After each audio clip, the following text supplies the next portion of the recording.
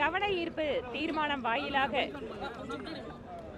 அரசியல் கட்சிகள் தமிழகத்தில் மும்மொழி கொள்கையை அமல்படுத்துவது தொடர்பாக அரசினுடைய கவனத்தை ஈர்க்கின்ற விதமாக ஒரு தீர்மானத்தை கொண்டு வந்தார்கள்.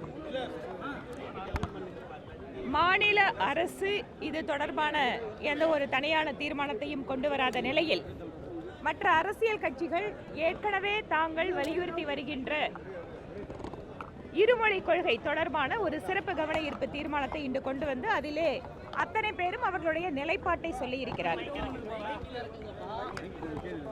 தமிழகத்தில் ஏற்கனவே அரசியல் கட்சிகள் மொழிக் கொள்கை தொடர்பான தங்களுடைய நிலைப்பாடுகளை தெரிவித்துக் கொண்டுதான் இருக்கிறார்கள். இன்று சட்டப்பேரவைக்கு உள்ளாக அவர்களுடைய கருத்துக்களை பதிவு செய்திருக்கிறார்கள்.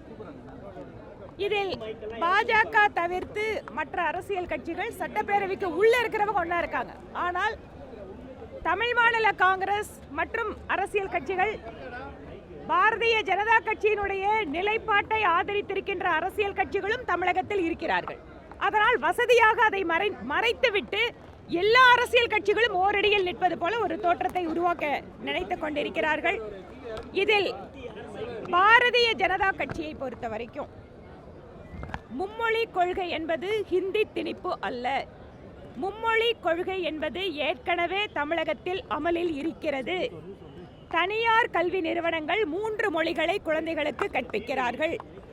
எங்களுடைய கேள்வி எல்லாம் ஏற்கனவே 3 மொழிகளை படிக்கக்கூடிய வசதி படைத்த மாணவர்களுக்கு அந்த வாய்ப்பு கிடைக்கின்ற பொழுது இருமொழி கொள்கை என்று அரசாங்க பள்ளிக்கூடத்தில் படிக்கின்ற ஏழை மாணவர்களுக்கு அந்த வாய்ப்பு மறுக்கப்படுவதால் தான் சமக்கல்வி என்கின்ற அந்த பிரச்சாரத்தை முன்னிறுத்து பாரதிய ஜனதா கட்சி மக்களிடம் விழிப்புணர்வை ஏற்படுத்திக் கொண்டு அவர்களுடைய ஆதரவை பெற்றுக் கொண்டிருக்கிறது.